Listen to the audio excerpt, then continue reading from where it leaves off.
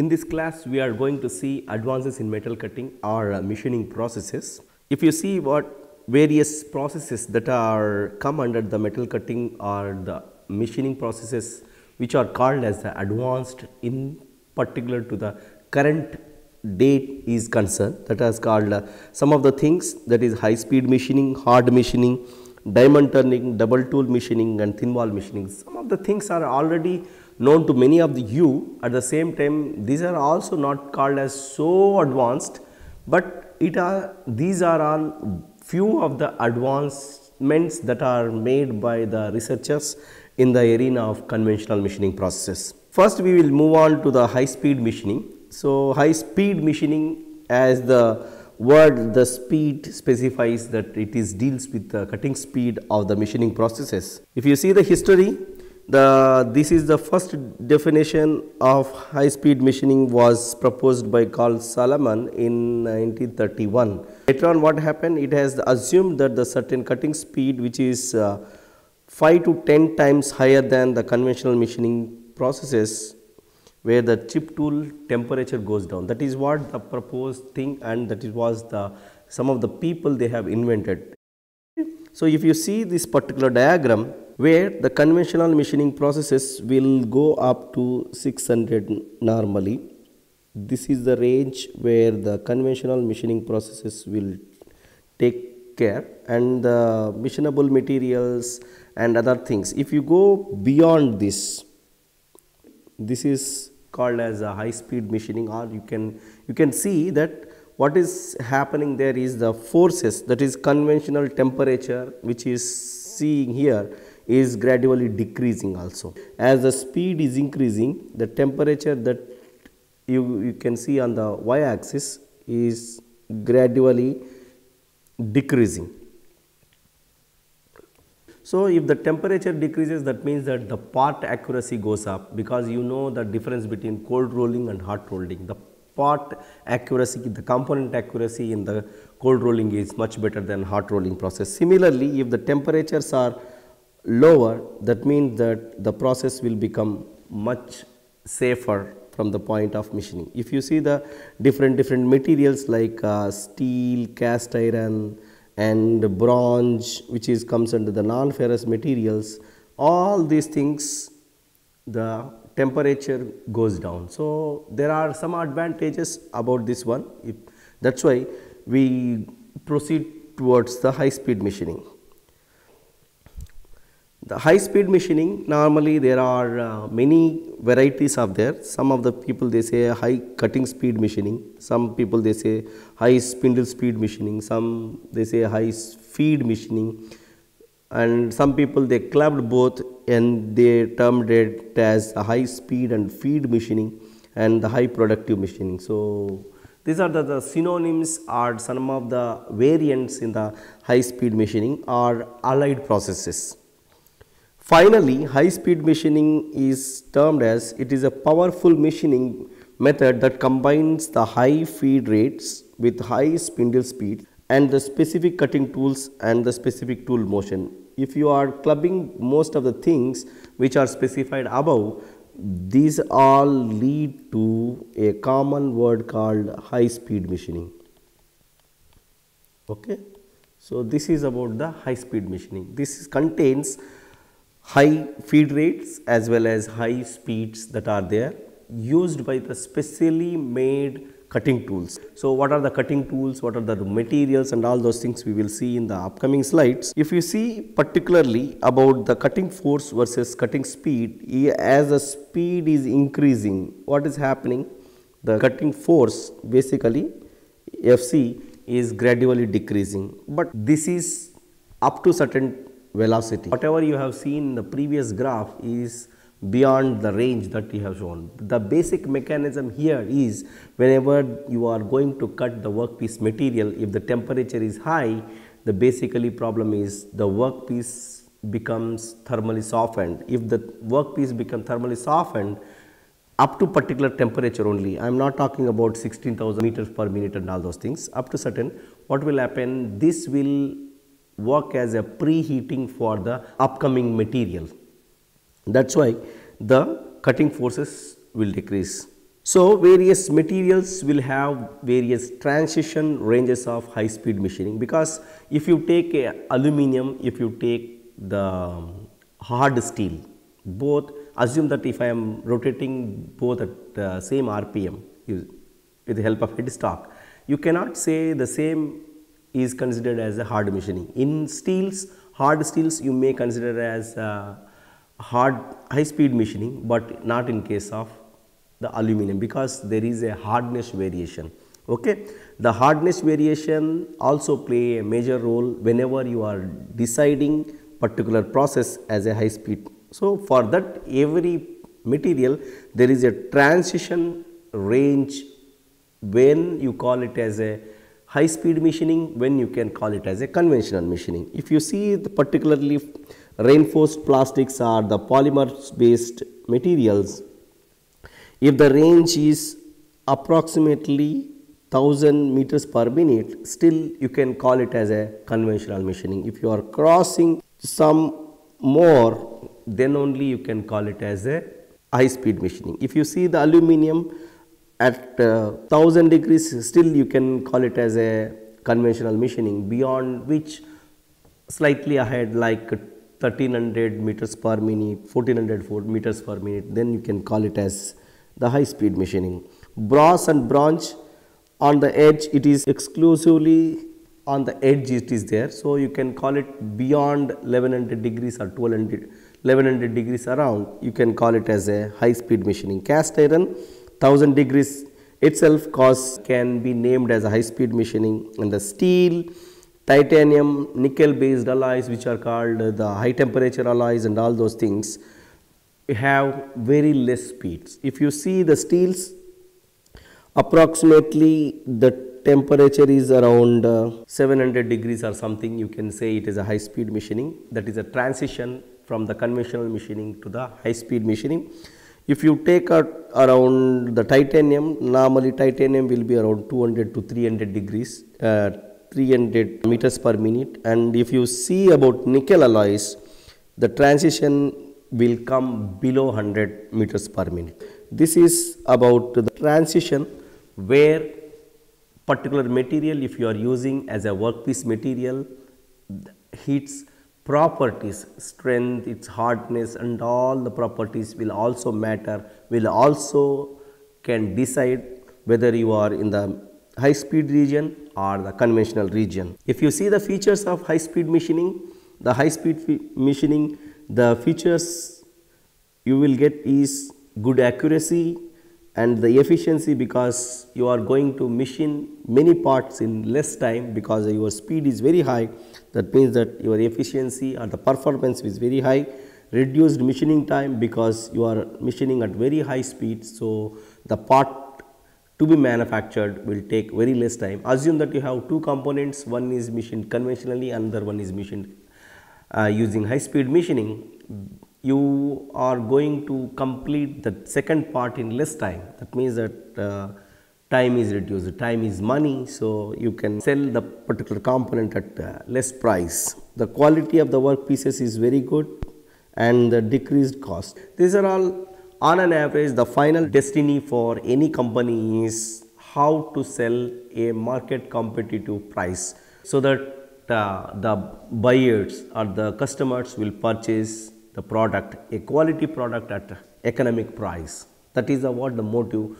For that, people are going regularly, continuously the research towards betterment and betterment of their products by reducing the cost of the product. If you see the features and its effects, reduce the heat transfer into the workpiece, because of which you will get the good part accuracy. That means that tolerances will be good and the surface finish will be good and all those things. Reduction of cutting forces.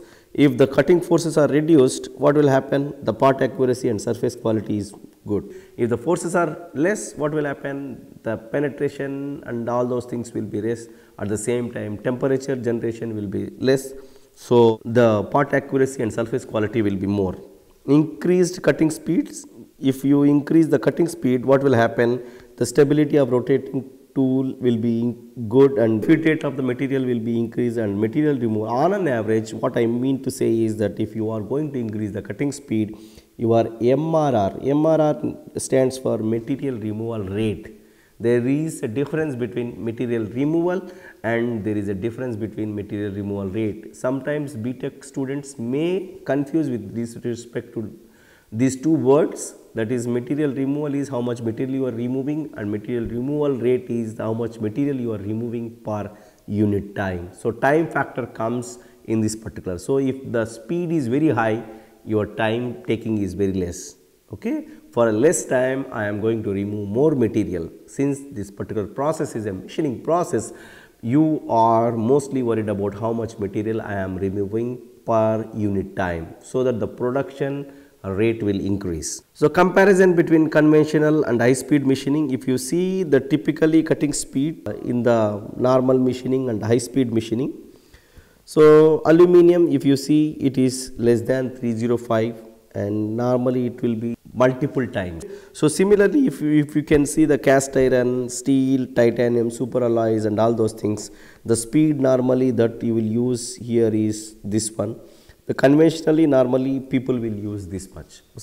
Assume that, let me take the super alloy. So, 46 will be the normal people using speeds, but if at all you want to use or you want to term your particular process is a high speed process, then you have to go for the speed above 76. That is what this particular table shows. Similarly, there are two types of tools. One is solid tools and indexable tools. For the indexable tools, it is slightly different.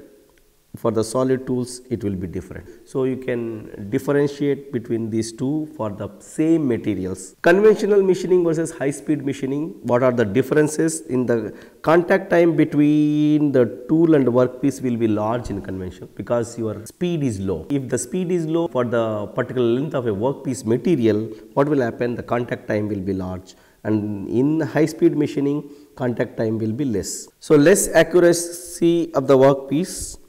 These are the things that are given, but not particularly all are true. Okay. So, the people should slightly judge sometimes because these are taken from particular peoples and we try to acknowledge them at the end. So, what I mean to say is that conventional machining don't give good surface finish.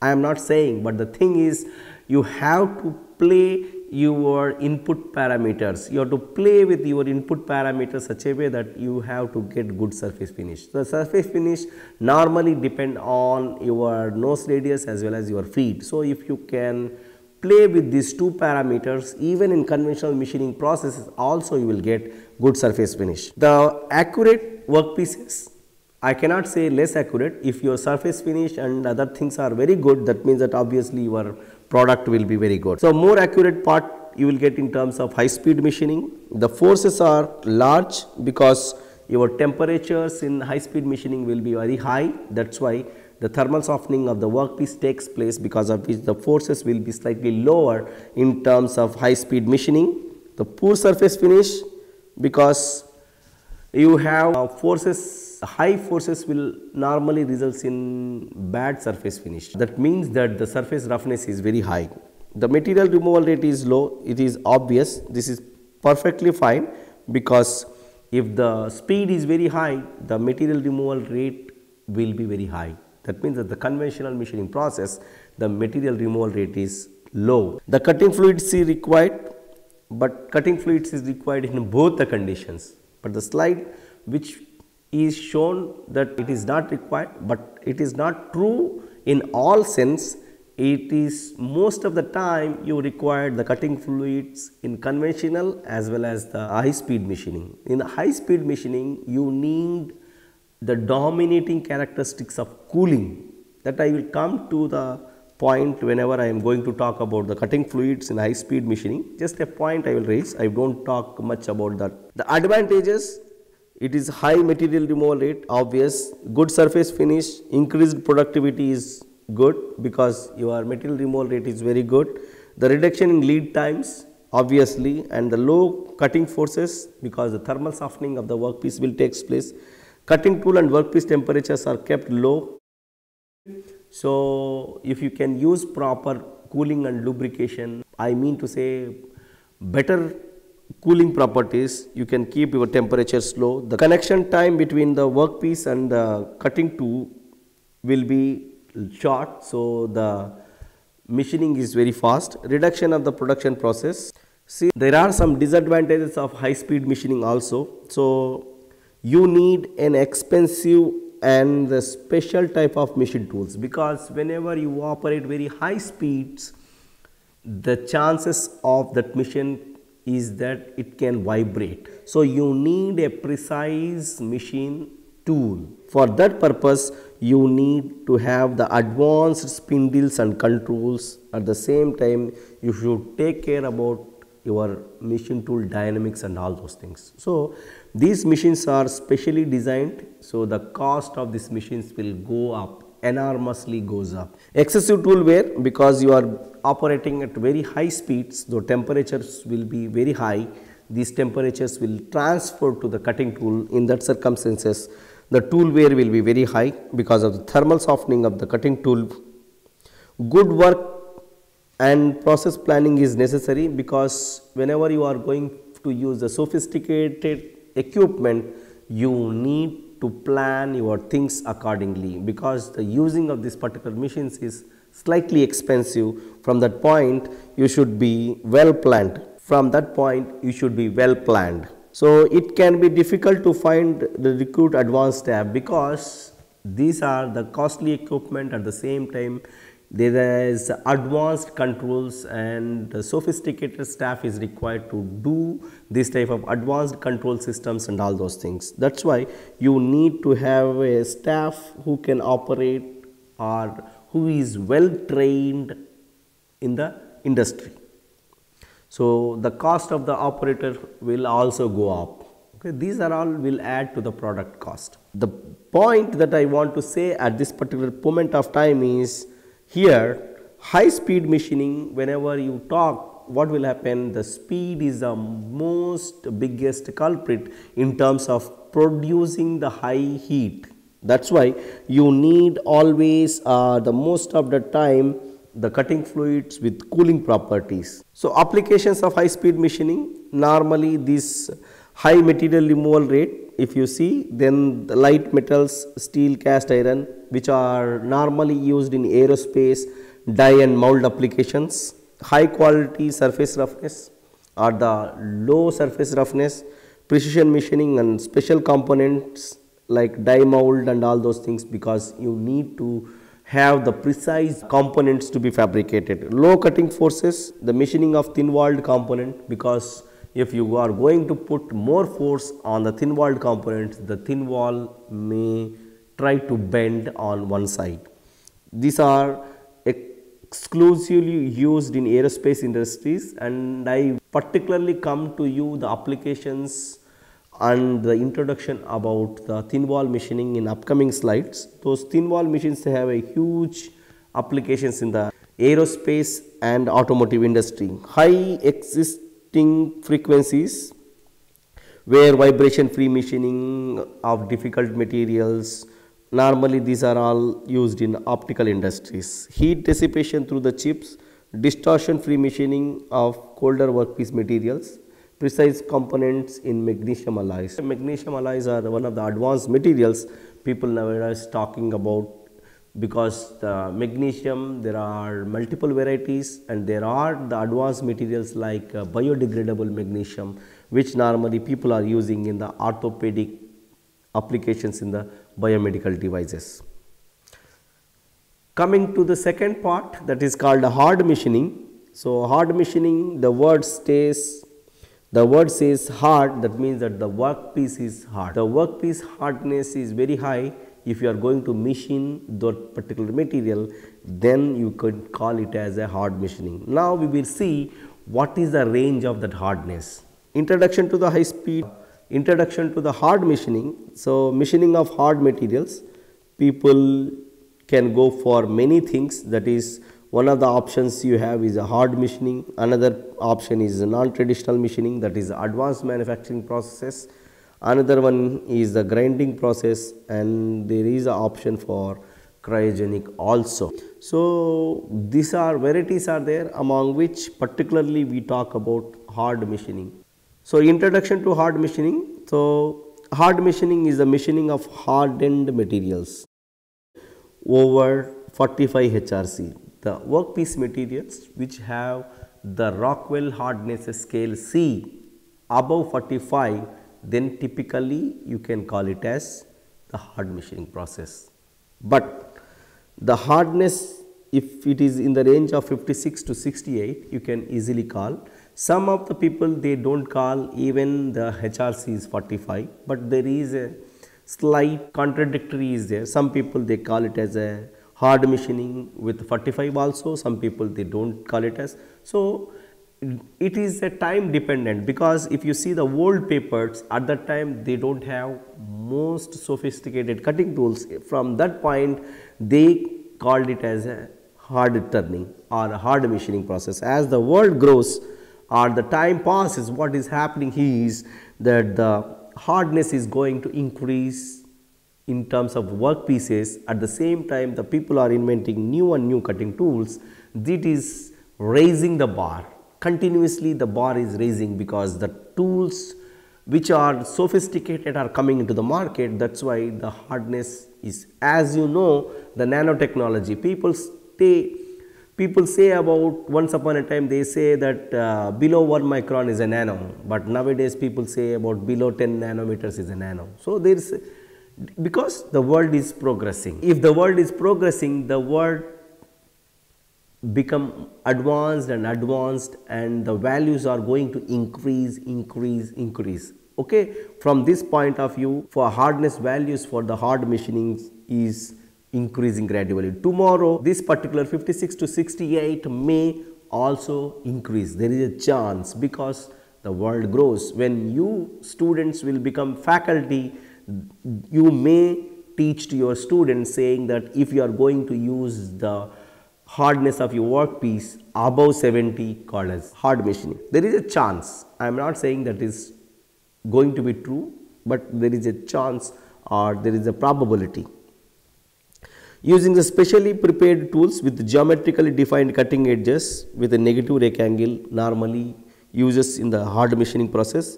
Polycrystalline cubic boron nitrate, that is called PCBN, and mixed ceramics like Al2O3, titanium carbide, and sometimes cermet is also used as the cutting tool materials for machining of this hard workpiece materials. You can also see it eliminates the distortion problems from the heat treatment and unclamping and reclamping of the workpiece in many cases, expensive polishing operations, and save the time and money, because the hard machining is one of the advanced process where you can go for slightly higher sides. These machine tools are specially prepared for the special application, so you can even go for slightly higher depth of cuts and feeds. That's why your time and money is saved, because you may not required to operate the post processing like polishing and all those things. You can do, instead of grinding, here itself you can do the turning operation or the milling operation, whatever the operations that you can do for the particular component to make it as a final product. If you see here, the turning operation or the milling operation, whenever you are operating against the workpiece material, the lot of fire type of things, spark will come into picture. If you see this particular video, you can clearly visualize what is hard turning.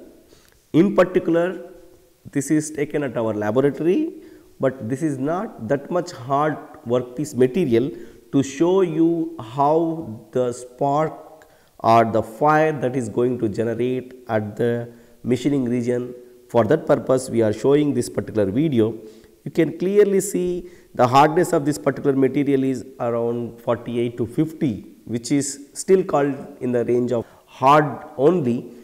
The spark or the fire that you are going to see is purely because of the interaction forces. If your interaction forces, at the same time speed plays a major role. If the interaction forces is very high and severe, what will happen? The fire type of spark will generate. The difference between normal machining or the conventional machining and the hard machining, this is machining of material possess the hardness less than 45 HRC. Normally, this is above 45 to 68 HRC. This may increase with respect to time. Generating forces are less compared to the hard machining. Here, the cutting forces are generally 30 to 80% greater than the normal turning process. It requires setup that provides normal dynamic stiffness, but it requires maximum dynamic stiffness. All operation steps are to be executed. It provides a reduction in the operational steps. That means that if the people are using post-processing techniques, you may not require those post-processing techniques in terms of hard machining. That is what some of the papers, if you go through, they say that there is no requirement of post-processing such as the grinding operation, and all those things are not required because the surface finish that you got is a very good surface finish. Generally, high feed and high depth of cut will be done in terms of normal machining process or the conventional machining process, but in hard machining process, low feed and low depth of cut is normally preferred. Otherwise, what will happen? Your tool may fail at the very less time. The tool materials, if you see, normally there are 3 varieties of tools or multiple varieties are there. So, commonly people use is carbide, ceramic tools and CBN ceramic tools, and CBN tools people will be using depend on their application basically. If the workpiece hardness is less like 40 to 50, normally you can go for carbide type of tool material. If it is 50 to 60, normally you can even go for ceramic or the mixed ceramic tools, and if you are rich enough, you can also go for the CBN type of tools. CBN type of tools will have more strength and more hardness. Normally these particular things are used for interrupted type of cutting rather than the continuous one. At the same time, low specification and high specification, because the specification or the surface quality, if it is required very high, that means that I need a very good surface finish. Your tool sharpness should be maintained. For that particular purpose, people normally go for CBN based cutting tools. So, standardly, if at all you are going to use the cutting tools for the hard machining, in that circumstances you try to prefer CBN tools, so that you will get good surface quality. At the same time, if you are using intermittent or continuous, still it works. At the same time, it don't bother about your hardness, well within the range like 60 plus or minus 10 or something. The cutting tool materials, carbide is not recommended when the hardness is above 50 HRC. At the same time, ceramic tools are preferred. These are the quotes of some companies where the people will use for the continuous, discontinuous and all those things. Cubic boron nitride is a mostly preferred one, as I said from the previous one. For continuous cuts and light interruptions, you can go for CB7015.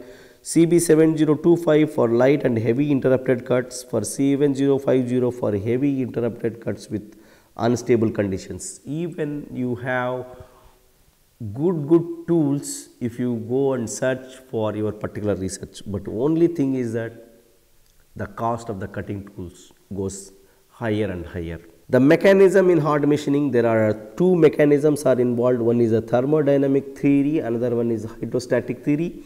In the thermodynamic theory, what is happening is hard workpieces can only be machined if it is softened by the heat. That means that heat assisted machining or the temperature assisted machining can be applied here. That is what the people says. This is referred as a self-inducing hard machining process. Normally, where the zone of high temperature travels in front of the cutting tool through the workpiece, then assume that I have a laser. Here in this picture particularly, you can see a laser is focusing here. So, laser is creating the softening of the workpiece, then you are cutting with the cutting tool.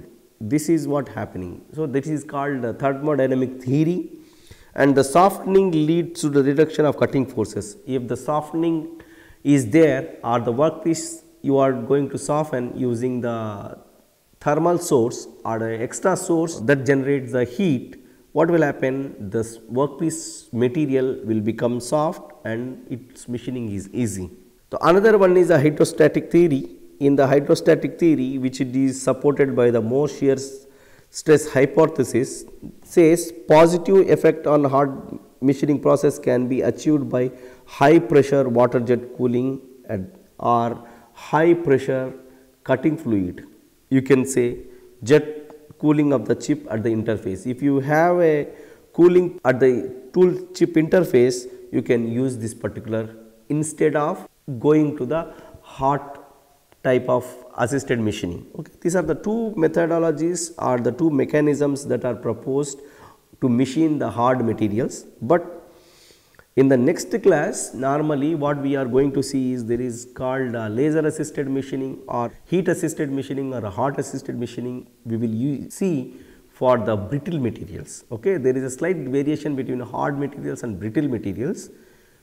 There also brittle materials you try to heat with external laser or external heat source to make it ductile. So, brittle material you change into ductile material, then you do the machining operation. Even the same methodology is applicable in hard machining also. You just apply the heat, reduce the hardness and do the machining operation. The surface roughness follows the similar trend, that is called R A is equal to F square by 8R, where R here RA you can say F square by 8R. So, it also depend on the feed as well as nose radius. Normally, if your nose radius is very high, these things will goes off. That is what shown here, and you will get a good surface finish. So, applications of the hard machining, normally these are all used for the gears application, injection pumps application, hydraulic components, seat surfaces, hard disk drive shafts.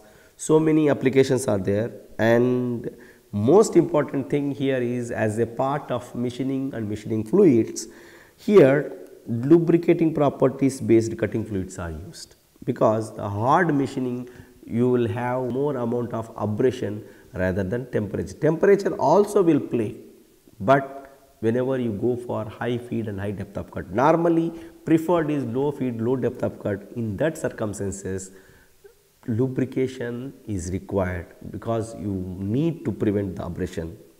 In high speed machining, you need a cooling property based cutting fluid. In hard machining, you require the lubricating type of cutting fluids. Now we move on to the diamond turning. So, how the diamond tools are fabricated and all those things we don't see, but if you see particularly the mirrors, if you see the figure 1, the mirrors are finished by using the diamond turning operation, and these are the components super quality finish. Normally this diamond turning is costly process because your tool itself in this particular process is a diamond one. So, widely used for manufacturing of high quality aspheric, that is called non-pore aspheric optical elements from the crystals, metals and acrylics. Acrylics such as PMMA and all those things. Turning with diamond tool. So, you are going to use the diamond as the cutting tool here. There are many varieties of diamonds, artificial diamond and natural diamond. In this particular thing, people mostly use artificial diamond. Mechanical machining process for the precise works. Whenever you require the precise work, in that circumstances, normally you go for the diamond turning operation. You can see here what is happening. The mirrors are finished. If I want to make a mirror, that means that the image should be clear. That means the surface quality that you are going to get on the particular component should be so high. And the diamond turning is a multi-stage process, and the diamond tip lathe tool is used to in the final stages. You will use a diamond tip. Assume that here what is happening here is diamond tip is there, and you can even see the mirror image inside the workpiece also. So, that much super quality products are to be fabricated. These are the materials, normally plastics, infrared crystals, metals. These are the materials which are readily machinable, and you can see the plastics, how the people have used it, and the materials not readily machinable are like silicon based, ferrous based. Ferrous based normally don't use for the diamond. You need to take some of the precautions. So silicon based also, glasses and all those things, you need to take some precautions before you are going to use this particular diamond turning process. Diamond tools which are used for the cutting operation, this turning is performed with the use of cutters made up of diamond, that is we have already shown in the previous slides. Diamonds are carefully ground and polished to generate the geometrically defined cutting edges at the specific crystallographic orientation. You cannot do the grinding of the or the polishing of this diamond as you wish. You need to follow certain procedures, you need to follow certain metallographical or the crystallographical axis only. Otherwise, you cannot do the process. The cutting performance and surface finishing produced using the diamond turning is great, and edge sharpness of the diamond is greatly depend on the cutting edges. That means that if you can maintain the cutting edge sharper and sharper, you are going to get a very good quality of the surface finish on the particular component. You can see here, this is the diamond tip that is there, and if you see the exaggerated view, how sharp is the cutting tool. The edge sharpness and quantitatively defined as the tool edge radius. So this edge radius is most important. Key properties of the diamond, you also know that this is a hardest and coefficient of friction is very low, and the strength is also high, electrical resistivity is very high. So thermal coefficients of expansion is low, and high abrasion and corrosion resistance. This is one of the stable material, that is why the corrosion and all those things are very minimal. That is why diamond is the mostly preferred cutting tool whenever somebody want to use for high tech applications like aerospace applications, biomedical applications, where you require the high precision and all those things. The mechanics of material removal, here the grain, normally the sharpness of the cutting tool is too sharp. If it is less than the grain size, then the cutting magnitude is normally undeformed chip. So when the grain size is larger than the cutting magnitude of the chip, that is a chip thickness, individual grain is subject to shear deformation, which chips are formed with the grains. What I mean to say is, this is a particular grain and I am cutting through. In a conventional machining process, the chips will go by through the grain boundaries. Here it can cut across the grain also. It gives rise the microstructure and the grain size effects in the diamond turning that leads to the fluctuations of the cutting performance. If you are going to cut across the grain, in that circumstances, there will be a chances of coming the fluctuations. This figure shows the cutting across the grain. You can clearly see now the cutting tool is cutting across the grain. So there is a chances of slight fluctuations because of many reasons. Whenever the cutting tool cuts across the grain, normally there is a chances of slight forces fluctuation. Applications, the spherical and aspherical molds, plastic for ophthalmic applications is there. The applications, if you see the applications, normally the contact lenses molds, the camera lenses molds, these are the things can be manufactured by this particular process. Spherical and aspherical molds of this particular ophthalmic lens and medical instruments can be prepared. Micro laser optical disc, CD players will be and aluminum scanner mirrors. These are another high power machining laser optics and all those things can be developed using this particular process. Infrared hybrid lenses for thermal imaging system and all those things will be used. Okay, that means that most of the things wherever you required high precision, high surface roughness is required, in that circumstances you are going to use this particular process. So double tool turning process, normally this particular process where you will use the two tools on both sides of the turning process. Like you can see here, one tool is from this side, another tool you are feeding from this side. So there should be some offset so that you can do the process safely. Simultaneous machining by two single point cutting tools in the turning process. So to modify a conventional lathe and to enhance the productivity. Basically, if at all I want to give the depth of cut heavily in a single cut, it is not possible. For that purpose, you can divide that particular depth of cut into two and you can give on the both sides.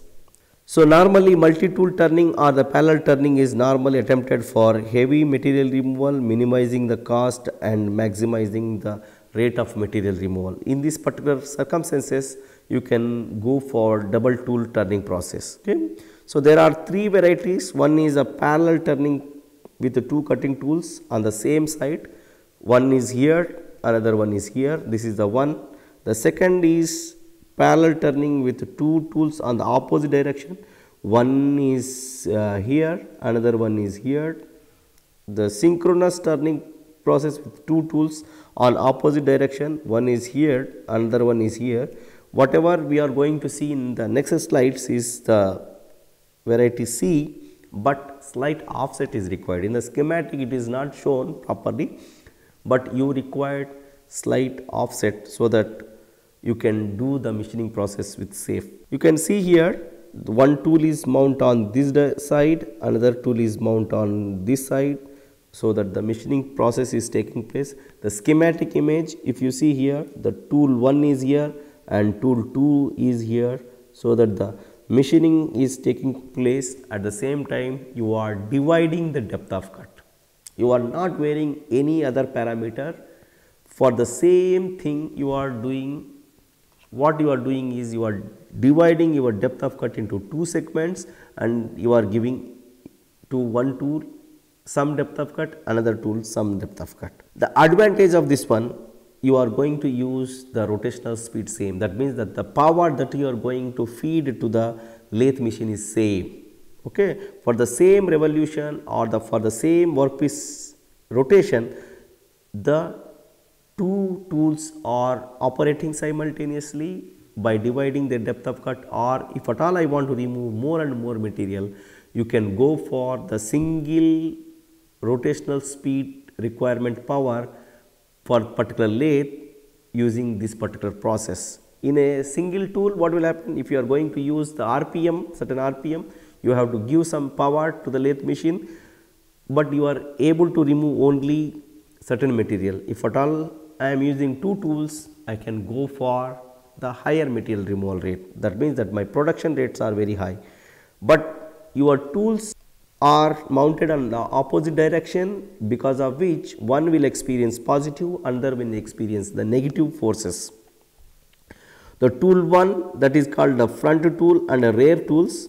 The front tool will experience higher and the rear tool experience the lower. Because of the thermal softening of the workpiece that is done by the first tool, the forces experienced in the second tool will be normally low. That's why as you increase the speed, the feed forces are slightly low. You can see the temperature on the tool workpiece interface. If the temperatures also the rear tool as well as the first tool, so the temperatures normally will be very high because already the temperature is there in the workpiece that will be imparting to the tool. That's why the temperatures in the rear tool will be slightly higher compared to the first tool.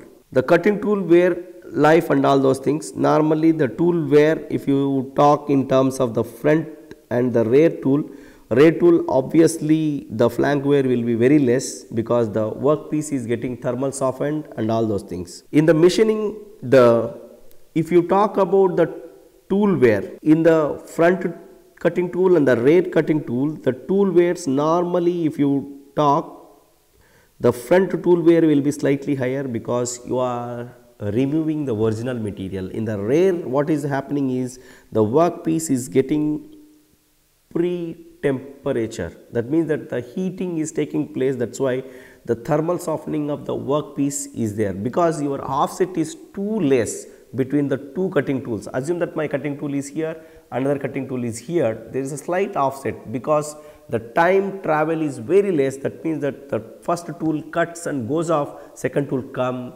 into action. That means that there is no much sufficient time to cool down. In that particular case, what will happen? The thermal softening of the workpiece takes place, so that the rear cutting tool experiences very less temperature. Rear tool experiences the thermal softened workpiece material. That's why the flank wear is less. If you see all the speed, if you see all the cutting times, for every condition, normally front tool as well as rear tool follow the similar trend. That means that front tool have higher flank wear compared to the rear tool. Double tool versus the conventional. Double tool process produces the superior surface finish. This is maybe, may not be, that is depend on your second tool feed conditions and depth of conditions. If you are going to use less in terms of the second tool, that is the final tool that is coming, in that circumstances you are going to get good surface finish. Tool separation distance do not have much effect on the average surface roughness, but it will have effect on the temperature.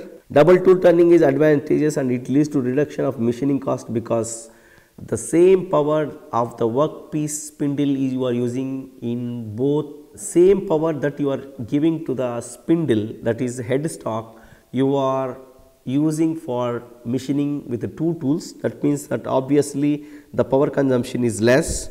The cutting forces and feed forces are lower compared for the rear tool. Basically, the thermal softening of the workpiece takes place, because of which rear tool experiences low forces.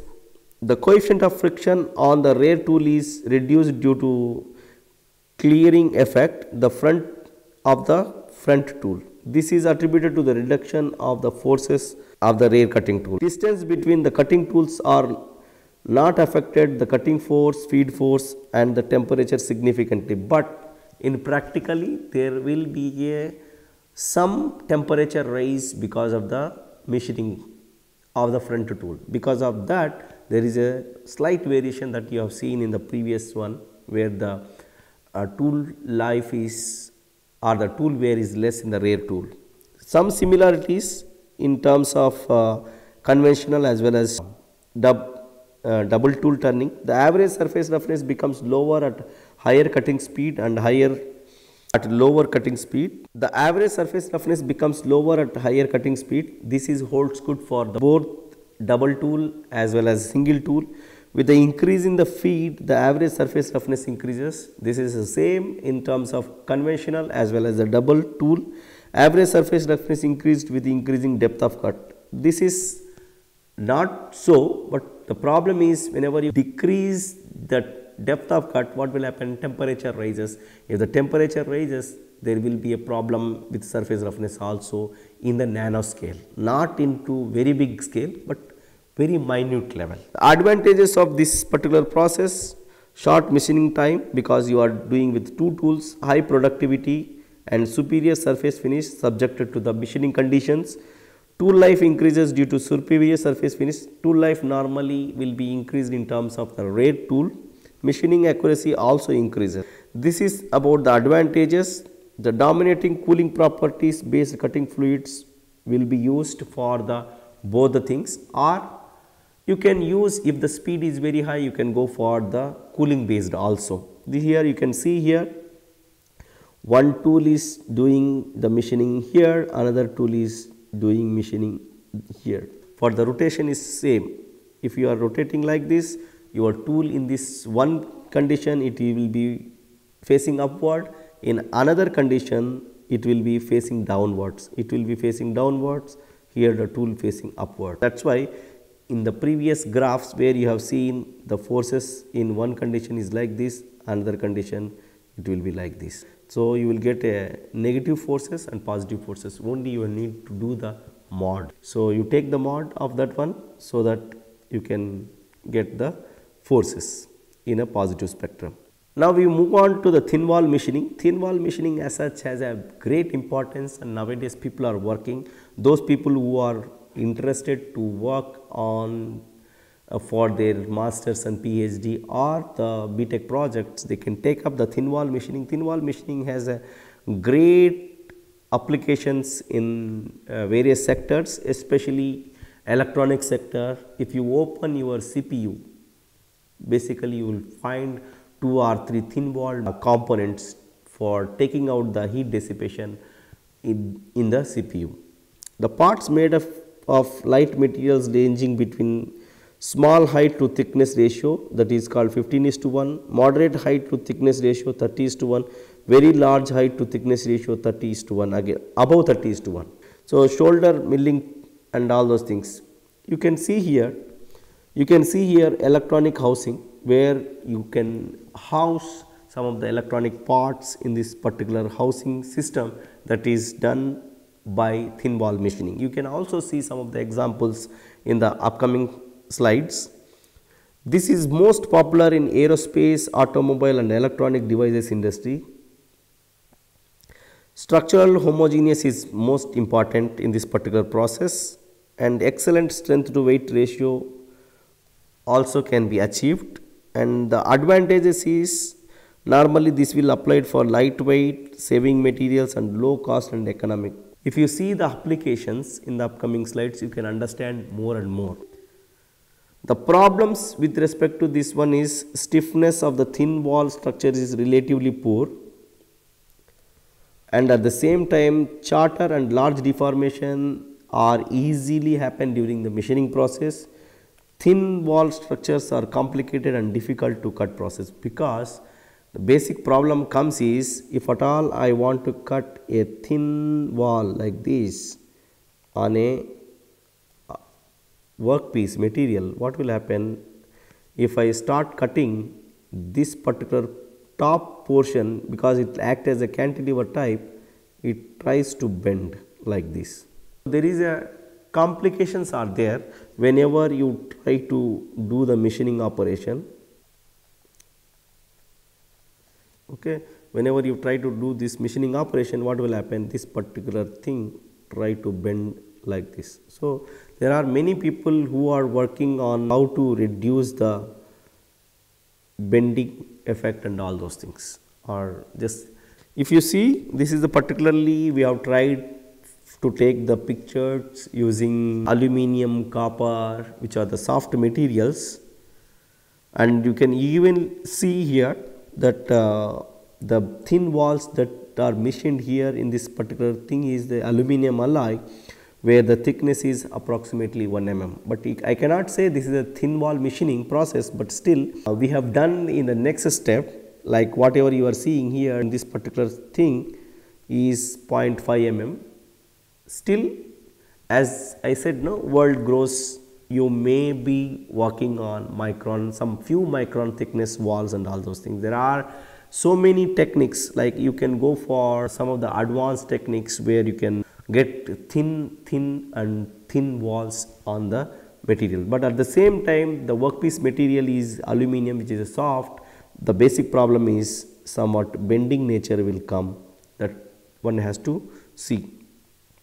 Normally, in this particular condition, what we have done is a milling process. You can see the milling zoomed version. You can see here milling cutter is there, and you can also see how it is cutting the thin walls in the aluminum, and you can finally see the thin walls in this particular material. So, thin wall machining basically you can do by the milling process. Whenever you do the milling process, high efficiency, reduction cost, pocket milling with minimum hand finishing or the free form hand finishing you can do, and the rough machining also, followed by the fine finish machining, then the hand finishing, and these are all the some of the techniques that people are going to use for making the thin walls.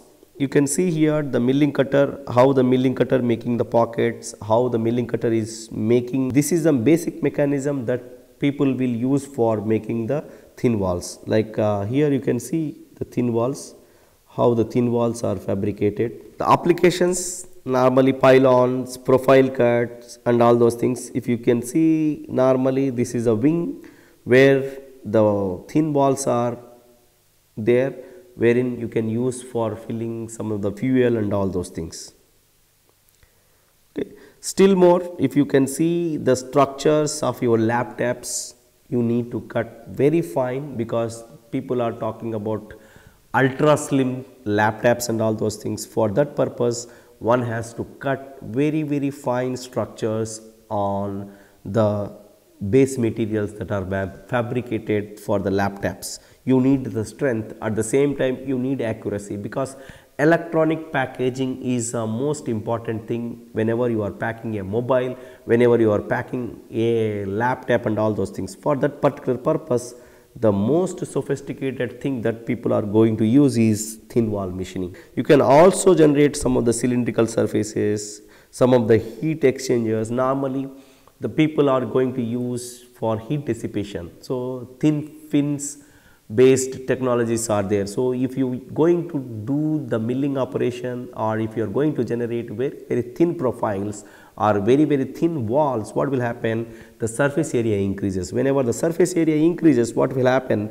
The heat dissipation ability will be very high. That for that purpose, normally thin wall machining is applicable.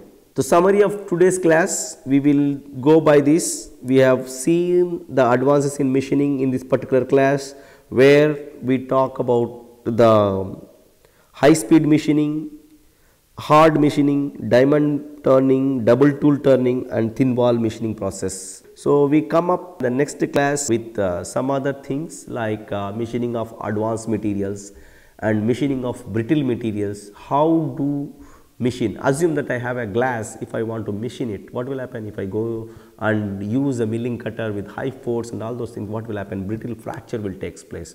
For that purpose, we need to do some of the technologies like as ductile regime machining of brittle materials. How we are going to, some of the things you have seen here, where you are looking at the hard machining process, you need to use some laser source, make it soft, then do the machining operation. Similar type of things we will see for brittle materials, some of the biomaterials and so on. And at last we also see, if time permits, about the sustainability machining. Thank you.